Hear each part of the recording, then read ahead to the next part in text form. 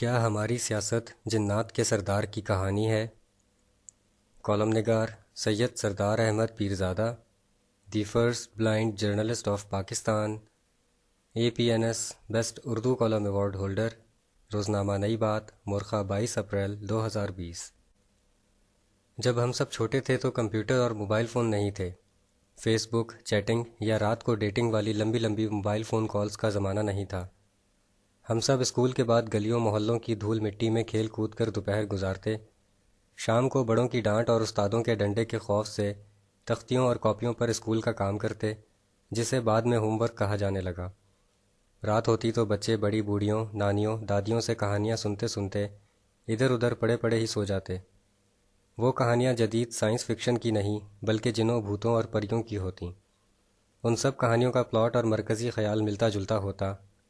ایسی کہانیوں میں بتایا جاتا کہ انسانی آبادیوں سے کوسوں میل دور، بلند و بالا ویران اور چٹیل پہاڑوں کے درمیان ایک بہت ہی مضبوط طلسماتی قلعہ ہے جس پر جنوں اور بھوتوں کے سردار کا قبضہ ہے۔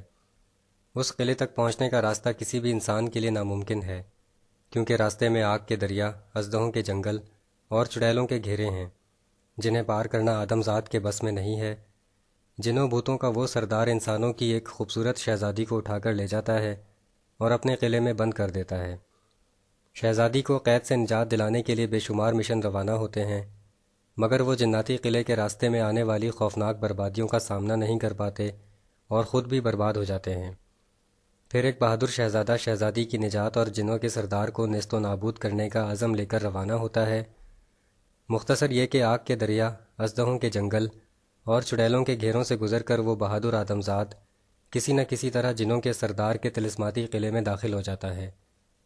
اب یہاں کہانی میں منظر کشی کی جاتی ہے، وہ ایسے کہ وہ بہادر آدمزاد قلعے میں داخل ہوتا ہے تو ارد گرد کی جادوئی دنیا میں طوفان برپا ہو جاتا ہے۔ تیز ہوائیں چلنے لگتی ہیں، بجلیاں چمکنے لگتی ہیں، زلزلے آنے لگتے ہیں، آگ کے اونچے اونچے شعلے اٹھنے لگتے ہیں، اژدہے زور زور سے پھنکارتے ہیں، چڑیلیں اتنا زور زور سے چیختی ہیں کہ ان کی مردہ چڑیلیں قبروں سے باہر نکل آتی ہیں۔ گویا ان سب علامات کو موجودہ دور میں سیکیورٹی الارم کہا جا سکتا ہے۔ جنوں کا سردار جو بیرون ملک دورے پر گیا ہوتا ہے، اسے جب اپنے ذرائع سے سیکیورٹی خدشات کا پتہ چلتا ہے تو وہ تیزی سے اڑتا ہوا اپنے قلعے کی طرف روانہ ہوتا ہے۔ جوں جوں وہ اپنی مضبوط پناہ گاہ کی طرف بڑھتا ہے، توں توں اس کے جاہ و جلال اور غصے کی وجہ سے اس کے ساتھ سرخ اور کالی آندھی کا طوفان بھی چلتا ہے۔ اس کے منہ سے نکلنے والے شعلے سورج کو سوا نیزے پر لانے کے مترادف ہوتے ہیں۔ گویا پورا ماحول کسی ہیبت ناک جہنم زدہ جگہ کی طرح ہوتا ہے جس کے بیچوں بیچ اس طلسماتی قلعے میں شہزادی اور بہادر آدمزاد ہوتے ہیں۔ اس کہانی کو یہیں چھوڑتے ہیں اور اس کا تقابلی جائزہ موجودہ سیاسی حالات سے کرتے ہیں۔ ہمارے ملک میں ایوان وزیر اعظم اسلام آباد میں پہاڑ پر بنے اس قلعے کی مانند ہے جس میں اقتدار کی شہزادی قید ہے۔ اسے حاصل کرنے کے لیے مختلف سیاستدان اور سیاستدان نما بہروپیے آگے بڑھنے کی کوشش کرتے رہتے ہیں۔ بہت سے راستے میں جل کر ہی بھسم ہو جاتے ہیں، کچھ بہت قریب پہنچ کر خونی منظر سے ڈر جاتے ہیں اور شعور کی آواز دبا کر جمہوریت چھوڑ کر خوف کی ہاں میں ہاں ملا لیتے ہیں۔ کبھی کبھی کوئی بہادر آدمزاد قلعے تک پہنچ جاتا ہے، کچھ عرصہ ٹھہر کر پتہ چلتا ہے کہ اس کا وہاں پہنچنا ایک ڈیل تھی۔ اب وہ اپنے کیے ہوئے وعدے بھول جاتا ہے یا انہیں بھلانے کی کوشش کرنے لگتا ہے۔ پھر وہی ہوتا ہے جو جنات کے سیکیورٹی الارم بجنے کی منظر کشی میں بتایا گیا ہے۔ ایسے حالات کا سامنا پیپلز پارٹی کی حکومت نے بھی کیا۔ بہت خونی آندھی طوفان آئے اور آگ برسی۔ ان کا ایک وزیر اعظم راستے کی گرمی میں جل کر بھسم ہو گیا، دوسرے کا راستہ مختصر تھا مگر منزل پر پہنچنے کے بعد بھی اسے راستے کی سزا کے لیے تیار رہنے کے لیے کہہ دیا گیا۔ نون لیگ والے 14 برسوں تک ڈنڈ بیٹھکیں نکال کر اپنے ڈولے مضبوط کر چکے تھے۔ انہیں یقین تھا کہ وہ خوفناک برباد راستوں کو اپنے پاؤں تلے کچلتے ہوئے اقتدار کی شہزادی تک پہنچ جائیں گے۔ یہاں تک تو ٹھیک ہوا اور ویسا ہی ہوا جیسا انہوں نے چاہا، مگر نون لیگ والے ابھی اقتدار کی شہزادی کے جلووں سے پوری طرح لطف اندوز بھی نہیں ہوئے تھے کہ جنوں کے سردار کو ان کی حرکتوں کی بھنک پڑ گئی اور اس کہانی کا وہی روایتی منظر ابھرنے لگا۔ نون لیگ کے خلاف تیز ہوائیں چلنے لگیں، بجلیاں زور زور سے کڑکنے لگیں، زلزلوں کے جھٹکے محسوس ہونے لگے، ہر طرف آگ کے دریا آگ اگلنے لگے، اژدہوں کے جنگل اونچا اونچا پھنکارنے لگے، چڑیلوں کے گھیروں سے اتنی ڈراؤنی آوازیں بلند ہونے لگیں کہ ان کی قبروں سے نکل آنے والی مردہ چڑیلوں کو بھی دوبارہ ہارٹ اٹیک ہونے لگے۔